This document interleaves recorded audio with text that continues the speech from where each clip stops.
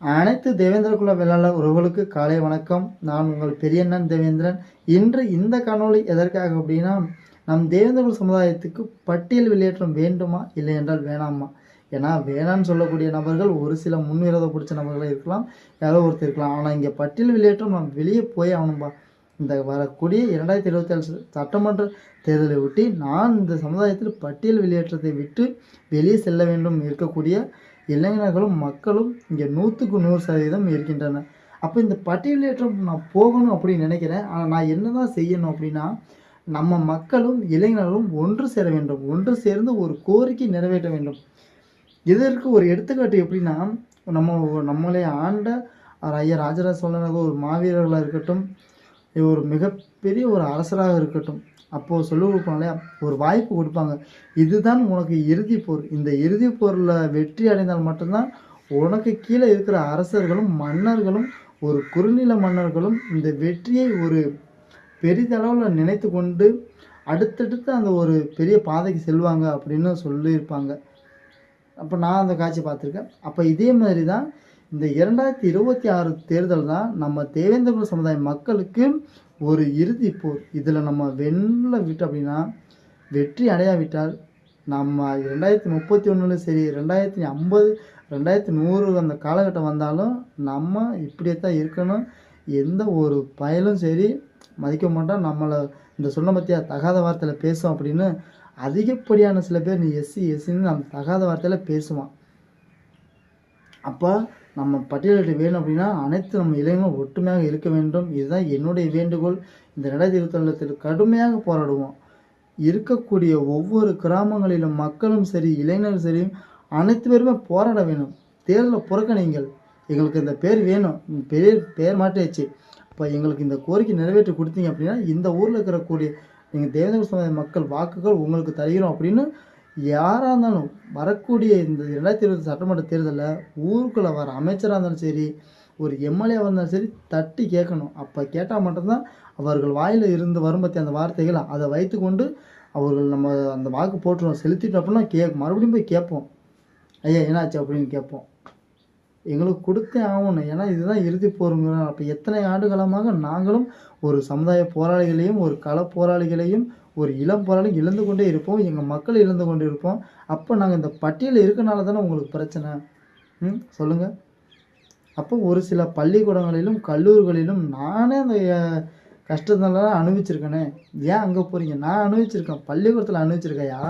பள்ளிக்கூடத்துலேயும் கல்லூரிகளிலையும் அனைத்து ஒரு என்னோட சேர்ந்த இளைஞர்களும் உட்காந்துருப்பான். அப்போ அந்த இடத்துல எஸ்சிங்கிறதும் போது எந்திரிப்போம். அது வேணாம் அப்படிங்கிறது எங்களோட போகட்டும், முடிஞ்சு போகட்டும். இதுக்கப்புறம் வரக்கூடிய தலைமுறைகளுக்கு அந்த ஒரு பேர் மட்டத்தை மாற்றி வேறு ஒருத்தர் சேர்த்துங்கள்ல. ஏன்னா எவ்வளோ நேரம் போகுது? இந்த மக்கள் பல ஆண்டு காலமாக போராடிட்டு இருக்கோம், கோரிக்கை வச்சுட்ருக்கோம். ஐயா முதல்வராக இருந்தாலும் சரி, இல்லை அடுத்து வரக்கூடிய யாராக இருந்தால் முதல்வர் ஆகக்கூடிய இருந்தாலும் சரி, ஒரு கையெழுத்து இந்த பட்டியலில் எத்தனையோ கோரிக்கை நிறைவேற்ற அந்த ஒரு முதல்வருக்கு இந்த சமுதாய மக்களுடைய கோரிக்கை நிறைவேற்றினா ஒரு கையெழுத்து போட்டால் முடிஞ்சு போச்சு. அப்போ அந்த சமுதாய இளைஞர்களும் ஒரு சுதந்திரமாக இருப்பார்கள். சுதந்திரம்னா அந்த பேர் மாற்றம் தான் கொஞ்சம் சுதந்திரம் இருந்துச்சுப்பா. அதிகப்படியான சுதந்திரம் அப்படிங்கிறது இந்த பட்டியல் வெளியேற்ற போனால் மட்டும்தான். இங்கே பட்டியல் வெளியேற்றம் பேசாமல் அதிக பேர் இருக்கிறார்கள் அப்படின்னா அவர்கள் ஒரு பணத்திற்காக எதற்கோ அடிமையாக போகட்டும் என ஒரு சில பேர் அப்படி போனாலும் நம்ம இருக்கக்கூடிய இளைஞர்கள் எந்த ஒரு பேச்சு எடுத்து பேசினா மட்டும்தான் பேச முடியும். அதற்காக தான் இந்த ஒரு காணொலியை போட்டிருந்தேன். ஏன்னா அது ரொம்ப ஒரு ஆதங்கத்தோடு இந்த காணொலி போட்டிருக்கேன். அப்போ நம்ம ஏன் ப்ரோ பட்டியலில் வேணும் அப்படின்னு சொல்கிறீங்கன்னா, பட்டியலில் இருந்துதான்பா நம்ம அதிகப்படியான இழந்திருக்கிறோம். ஏன்னா மாற்று சமுதாயத்தை அவங்களுக்கு என்ன தெரியும், அந்த காலத்தில் இருந்தே ஒரு அச்சாணி மாதிரி அடித்து வச்சுட்டாங்க அப்படின்னா அந்த தகாத வார்த்தையில் பேசி, அப்போ நம்ம எதிர்க்கு பேசி நம்ம என்ன தான் இங்கே உலகத்திற்கே ஒரு நடவு நட்டு நம் மலத்தில் இந்த மக்களுக்கு சோறு போட்டாலும் இந்த மக்கள் பேசக்கூடிய சில தகாத வார்த்தைகள் தான் இங்கே பகைக்கு பகை பழிக்கு பழி என விழுந்து கொண்டு இருக்கிறது. அப்போது நம்ம எல்லா பேருமே ஒன்று சேர்ந்தோம் அப்படின்னா இங்கே இழப்பும் ஏற்படாது, நம்மளும் இதை விட்டு வெளியேற போன மாதிரி இருக்கும்.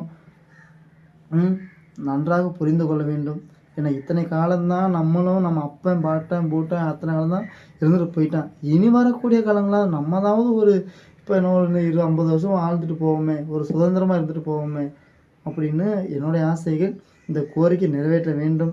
இதை பார்க்கக்கூடிய இளைஞர்களும் ஒற்றுமையாக சேர்ந்து எந்த ஒரு யூகோ இல்லாமல் நீ ஒரு அரசு அதிகாரியாக இருந்தாலும் சரி, நான் ஒரு 10 ரூபா 20 ரூபா வச்சுருந்தாலும் சரி, அவனுடைய வாடா தம்பி அண்ணன் தம்பியாக அந்த இடத்துல ஒரு கோரிக்கை வைக்க வேண்டும். நம்ம இளைஞர்கள் நன்றாக புரிந்து கொள்ள வேண்டும் சகோதரர்களே. ஏன்னா புரிந்தால் மட்டும்தான் இந்த 2026 தேர்தலில் எவர் பார்ப்போம், கண்டிப்பாக பார்ப்போம். ஏன்னா பார்க்காமலாம் இருக்க மாட்டோம். இன்னும் 2 மாதம் முடிஞ்சிச்சு அப்படின்னா 2026 அங்கிட்டு ஒரு எலெக்ஷன் வந்துடும்.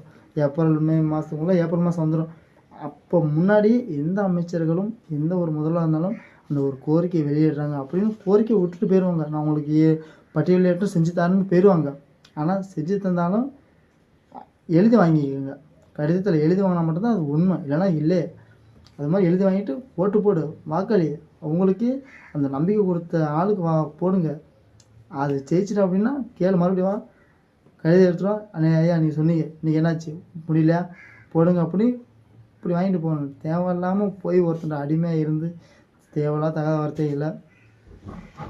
எனக்கு தெரிந்தவரை என்னுடைய மீடியா சார்பாகவும் நம் தேவ சமுதாயத்தை சார்பாகவும் எனக்கு தெரிந்தவரை பட்டியல் வெளியேற்றங்கிறது வேண்டும். வேணாலும் சொல்ல மாட்டேன். ஏன்னா வேண்டும், இதிலிருந்து நாங்கள் வெளியேற வேண்டும்.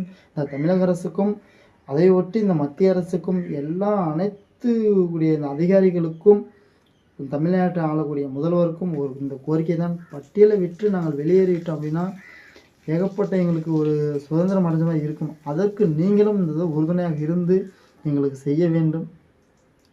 அனைவருக்கும் நன்றி. மீண்டும் அடுத்த காணொலியில் சந்திப்போம். நன்றி.